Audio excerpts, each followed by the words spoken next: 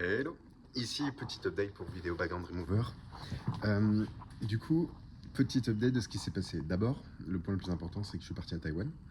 Et donc, bon, il y a eu l'avion, il y a eu le départ. Et là, je me suis trouvé un petit espace de coworking très sympa, où il y a une belle vue et des petits fauteuils très sympas. On va voir qu'il y a de la place. Donc ça, c'est le côté plutôt sympa. J'ai un endroit confortable, disponible 7 jours sur 7, 24 heures sur 24. Et en général, le soir, il n'y a pas trop de monde, donc je me retrouve seul en haut avec une méga vue et des fauteuils hyper quali sur lesquels je peux tourner des petites vidéos et travailler. Donc ça, c'est le côté plutôt sympa de ce que je fais et de où je suis en ce moment.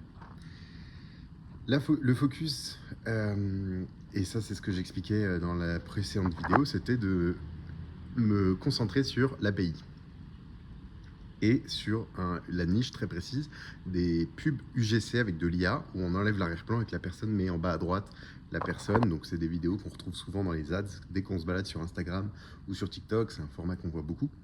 Et ce que j'ai fait sur ce sujet-là, c'est d'abord j'ai commencé par faire une landing page qui est déjà disponible sur Vidéo Background Remover.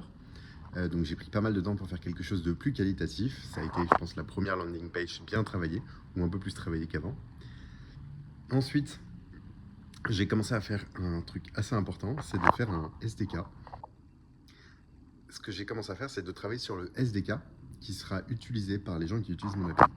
Donc là, j'ai la version en Python qui est quasiment finie, donc il y a encore pas mal de choses à faire. Les gens, ils pourront faire pip vidéo, pip install vidéo BG Remover.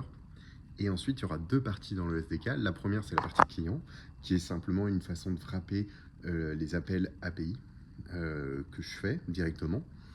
Donc la personne met sa clé API, et ensuite ça fait les appels, et il pourrait reproduire en fait, puisque les utilisateurs font déjà dans le code les appels API. Mais c'est pas ça en fait le plus gros de l'API, c'est d'avoir ça combiné avec toute une partie média qui va se servir de ces appels API pour pouvoir avoir donc un arrière-plan, un background, la vidéo où ils veulent enlever l'arrière-plan pour faire un foreground, donc c'est ce qui va être mis en avant de l'arrière-plan, et de pouvoir combiner les deux d'une façon super simple pour avoir un résultat attendu à la fin, qui est le résultat qu'ils veulent. Et tout le travail, c'est d'arriver à construire une librairie qui est super simple d'utilisation, où la personne fait import vidéo, remove background, et ensuite de pouvoir composer l'arrière-plan et l'objet qui a été dont on a enlevé l'arrière-plan. Et donc l'objectif, c'est de wrapper FFmpeg pour que la personne puisse faire ça sur son serveur directement, qu'il n'y ait pas d'erreur sur le format de la transparence. Donc si par exemple il a une vidéo en WebM, un des trucs qu'il faut faire pour prendre en compte le channel alpha, c'est de le décoder avec le bon décodeur. C'est des trucs tout cons, mais en fait je veux abstraire la difficulté pour l'utilisateur.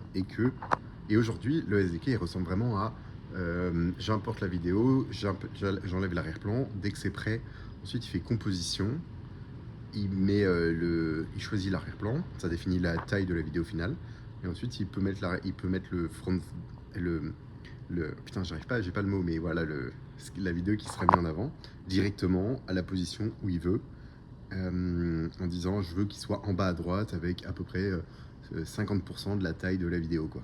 Comme ça il a une idée et c'est très simple pour lui de savoir comment il met la vidéo. Donc voilà, ça c'est l'objectif. Le SDK il est quasiment prêt. J'aurai une version donc en Python et je vais faire la même chose en Node.js. Là, ce que je vais essayer de faire, c'est que je vais essayer de faire tout passer par un LLM pour qu'il me fasse vraiment le même code et que ça soit automatisé.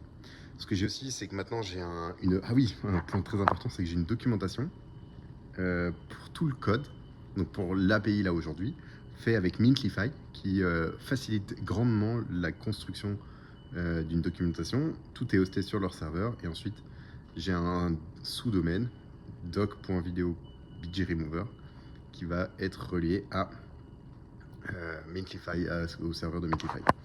Donc ça c'est très cool, vraiment la doc elle est vraiment canon. Ça j'en suis très content. Il y a les Swagger, j'ai aussi un fichier YAML avec la config OpenAPI là, de mon API qui a été généré par IA. Il y a peut-être des erreurs, mais bon, ça va le faire quand même. Donc voilà, ça avance bien. Probablement là, que je vais finir là, dans les jours qui arrivent toute la partie SDK. la documentation du SDK. Et quand j'aurai le SDK, la doc, je vais avoir quelque chose de très complet. Et j'ai quelques features au niveau de l'API à mettre en place, quelques bugs à résoudre et surtout de mettre en place un webhook qui permet d'envoyer les informations de quand le calcul de l'arrière-plan il est fini. Et un autre point sur lequel j'ai travaillé, ça c'est l'ensemble des features API qu'il faut que je développe, c'est de commencer à m'intégrer sur les outils d'automatisation type N8N. Ça c'est une idée qui peut être méga canon, c'est que pas mal de gens font des workflows d'AI UGC sur N8N. Si je m'intègre à eux, en fait, et si c'est facile de m'utiliser, ça probablement augmenterait mes taux de conversion et tout simplement en fait mon utilisation. Donc voilà, et on est le 23-24, j'ai dépassé il y a 1 ou 2 journées ce que j'ai fait le mois d'avant. Donc je vais totalement dépasser ce que j'ai fait le mois d'avant, ce qui est une très bonne nouvelle. Ça se ralentit. En fait, c'est assez cyclique, c'est-à-dire que je peux avoir 2 jours où c'est assez faible et 2 jours à plus de 140 euros. Donc on va voir comment ça se passe pour les prochaines journées, si je dépasse de beaucoup le mois d'avant ou qu'un tout petit peu. Voilà, bonne journée.